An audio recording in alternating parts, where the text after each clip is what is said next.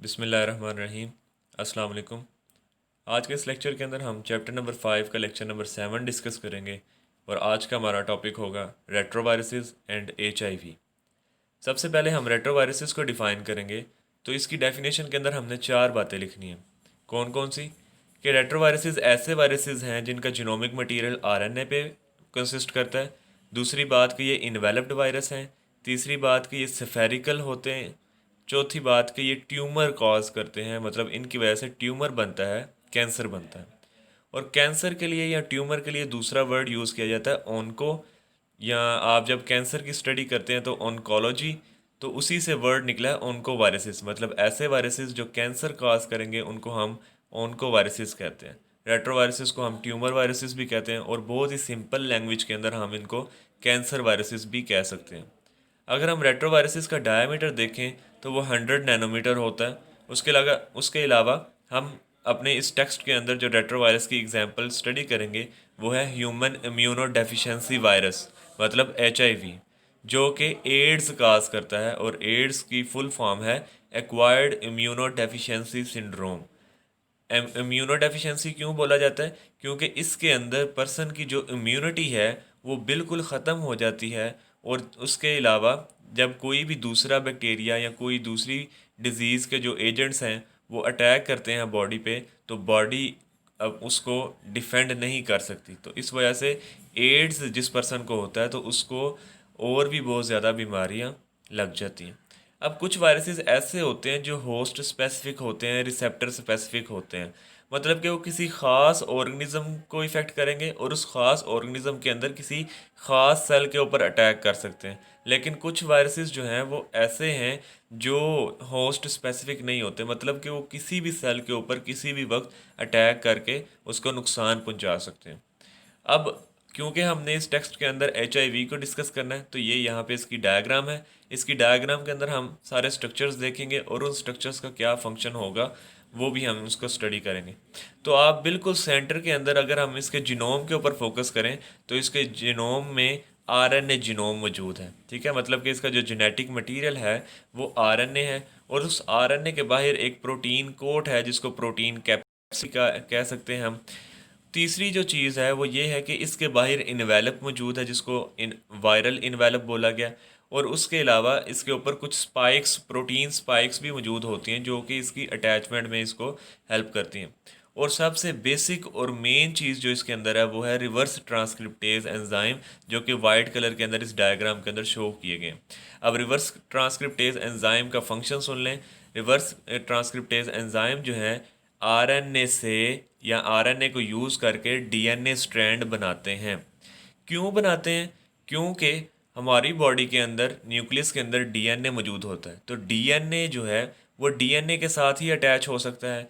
अगर वायरस का ये आरएनए ही रहेगा तो ये उस डीएनए के साथ अटैच नहीं हो सकेगा। तो इसकी अटैचमेंट करवाने के लिए सबसे पहले वायरस को अपने आरएनए को कन्वर्ट करना पड़ता है इनटू डीएनए। और इस कन्वर्जन के लिए, इस ट्रांसक्रिप्टेशन के लिए रिवर्स ट्रांसक्रिप्टेज एंजाइम जो है वो यूज़ होता है। अब हम देखेंगे इन्फेक्शन साइकिल ऑफ एचआईवी, कि किस तरीके से एचआईवी जो है वो इन्फेक्ट करता है ह्यूमंस के अंदर। और आपने याद रखना है कि ह्यूमंस के अंदर जिस सेल को इफ़ेक्ट किया जाता है वो है helper T lymphocyte. T lymphocyte जो है वो वाइट ब्लड सेल्स की एक किस्म है। ठीक है, डिफेंस सिस्टम के अंदर जो है वो इन्वॉल्व है। जब ये सेल्स इफ़ेक्ट हो जाते हैं तो इसका मतलब ये है कि बॉडी का डिफेंस सिस्टम जो है वो वीक हो गया है। तो इस डायग्राम को हम क्लोज देख लेते हैं। यहाँ से सबसे पहले दिखाया गया है कि जो एचआईवी है वो एक ख़ास रिसेप्टर के ऊपर आकर अटैच हो गया है। और ये सेल कौन सा है? ये टी लिम्फोसाइट है। ठीक है, वो रिसेप्टर कौन सा है? वो CD4 रिसेप्टर है। जब उस CD4 रिसेप्टर के ऊपर एचआईवी अटैच हो गया है तो एचआईवी जो है वो उस सेल के अंदर एंटर हो गया है।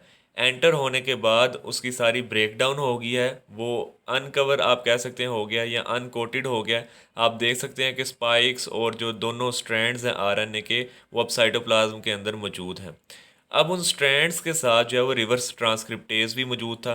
तो वो रिवर्स ट्रांसक्रिप्टेज क्या करेगा? उस वायरल आरएनए से एक स्ट्रैंड बनाएगा, कौन सा? डीएनए का। और उस जो हाइब्रिड बनेगा उसको हम कह देते हैं आरएनए डीएनए हाइब्रिड। इसके बाद वो जो आरएनए था, वायरल आरएनए, क्योंकि उसका काम अब मुकम्मल हो चुका है, उससे डीएनए तैयार कर लिया जा चुका है, तो वो जो आरएनए होता है, वायरल आरएनए, वो डिसइंटीग्रेट हो जाता है, डिग्रेड हो जाता है। और उसके बाद जो स्ट्रैंड बना होता है डीएनए से, उससे एक न्यू स्ट्रैंड बना लिया जाता है डीएनए का। तो इस तरीके से डबल स्ट्रैंडेड डीएनए हमारे पास यहाँ पर मौजूद है। अब ये डबल स्ट्रैंडेड डीएनए किससे बना है? ये वायरस की मदद से बना है। तो ये डीएनए भी किसका कहलाएगा? वायरस का डीएनए कहलाएगा। उसके बाद ये जो डीएनए है, ये न्यूक्लियस के अंदर एंटर हो जाता है और न्यूक्लियस के अंदर हमारा डीएनए मौजूद होता है। तो ये जो वायरल डीएनए है, ये हमारे न्यूक्लियस के डीएनए के साथ जाकर अटैच हो जाता है और उसके बाद इस स्ट्रक्चर को हम कहते हैं प्रोवायरस। जिस तरीके से हमने लास्ट लेक्चर के अंदर देखा था कि जब बैक्टीरियोफेज का जो डीएनए है वो बैक्टीरियल डीएनए के साथ अटैच होता है तो उसको हम कह देते हैं प्रोफेज। तो जब वायरल डीएनए हमारे डीएनए के साथ अटैच होगा तो हम उसको बोल देते हैं प्रोवायरस।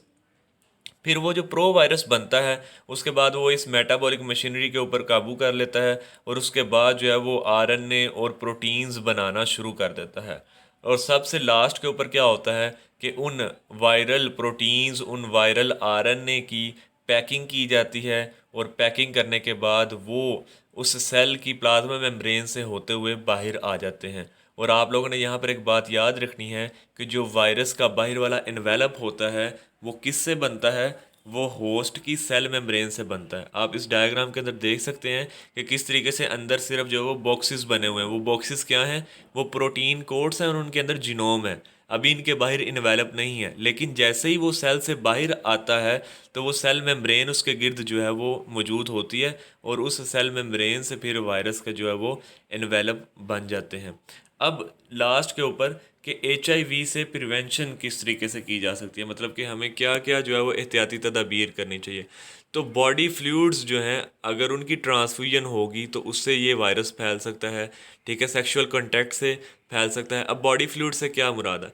बॉडी फ्लूइड से मुराद ऐसे फ्लूइड्स हैं जो हमारी बॉडी के अंदर मौजूद होते हैं। ठीक है, अगर आप कहेंगे क्या सलाइवा से HIV फैलता है, तो नहीं। क्यों? क्योंकि वो बॉडी के अंदर नहीं बनता, वो हमारे माउथ के अंदर बन रहा होता है सलाइवा। बॉडी के अंदर वाले फ्लूइड कौन से हैं? मिल्क हो सकता है, ब्लड हो सकता है, सीमम हो सकता है। ठीक है, तो इस तरीके से जो फ्लूइड हैं उनसे ये HIV वायरस फैलता है और उनको हम बॉडी फ्लूइड्स कहते हैं। तो कंटेमिनेटेड सिरिंजेस ना यूज़ की जाएं, स्टीराइल जो है वो इंस्ट्रूमेंट्स यूज़ किए जाएं, तो इन सब से हम HIV से बच सकते हैं।